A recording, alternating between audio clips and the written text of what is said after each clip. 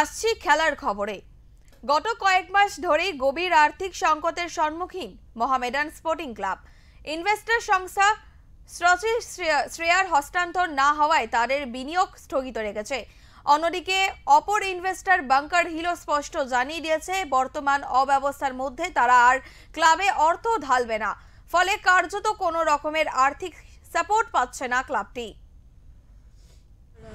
पहले मैच में भी परफॉर्मेंस ठीक था, लेकिन मैच को क्यों रख नहीं पा रहे हैं? देखो এই অবস্থায় রবিবার সকালে মোহামেডান ক্লাবের সমর্থকদের এক যৌথ মঞ্চে প্রতিনিধিরা মুখ্যমন্ত্রী মমতা বন্দ্যোপাধ্যায়ের বাড়িতে গিয়ে তার সঙ্গে দেখা করেন বলে জানা গিয়েছে। বর্তমানে ক্লাবের ফুটবলারদের বেতন বকেয়া এবং ইনভেস্টরদের দ্বন্দ্বের বিষয়গুলি তুলে ধরা হয় মুখ্যমন্ত্রীর সামনে। এক লিখিত স্মারকলিপি মুখ্যমন্ত্রীর হাতে তুলে দেন সমর্থকেরা। সূত্রের খবর, মুখ্যমন্ত্রী মন দিয়ে গোটা বিষয়টি শোনেন এবং পরিস্থিতি খতিয়ে দেখে প্রয়োজনীয় পদক্ষেপ নেওয়ার আশ্বাস দেন তিনি। মুখ্যমন্ত্রীর এই সারা আশার আলো দেখাচ্ছে সাদা কালো শিবিরের হাজার হাজার অনুরাগীর চোখে।